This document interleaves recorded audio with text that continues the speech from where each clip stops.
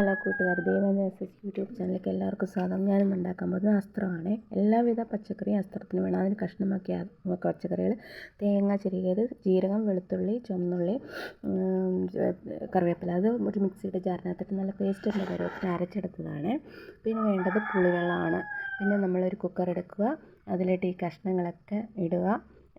കഷ്ണങ്ങൾ ഇട്ടതിന് ശേഷം ഉള്ളി, ചുവന്നുള്ളി, തക്കാളി, പച്ചമുളക് എല്ലാം ഇട്ടതിന് ശേഷം നമ്മൾ വേണ്ടത് പിന്നെ അതിനകത്ത് പുഴുങ്ങിയ വൻപയർ, ചെറുപയർ എല്ലാം ഇടാം. അര സ്പൂൺ മഞ്ഞൾപ്പൊടി, 1 സ്പൂൺ മുളക് പൊടി, കറിവേപ്പില, ആവശ്യത്തിന് ഉപ്പ്, 2 ഗ്ലാസ് വെള്ളം നമ്മളൊരു അടുപ്പിലോട്ട് വയ്ക്കുക. അടുപ്പിൽ വെച്ച് 3-4 വിസിലടിക്കുമ്പോഴത്തേനും നമ്മൾ ഇറക്കുക. അതൊന്ന് വേവിച്ചെടുക്കുക. അതിനകത്ത് പുഴുങ്ങിയ വൻപയർ, ചെറുപയർ, കടല എല്ലാം മിക്സ് ഞാനിത് ഇട്ടിട്ടില്ല. പിന്നെ നമ്മൾ പുളിവെള്ളം ഒഴിച്ച് അരച്ച പേസ്റ്റ് പോലെ അരച്ച അരപ്പും ഇട്ട് നമ്മൾ നന്നായിട്ട് മിക്സ് ചെയ്ത് തിളപ്പിച്ച് എടുക്കുക. എന്നിട്ട് കടുക് വറുക്കുക. കടുക് വറുത്തിട്ട് അതിലേക്കിട്ട് കടുക് വറുത്ത് അങ്ങനെ നമ്മുടെ അസ്ത്രം റെഡി ആയിട്ടുണ്ട് കൂട്ടുകാരെ. എല്ലാവരും ട്രൈ ചെയ്യുക. Okay friends, by.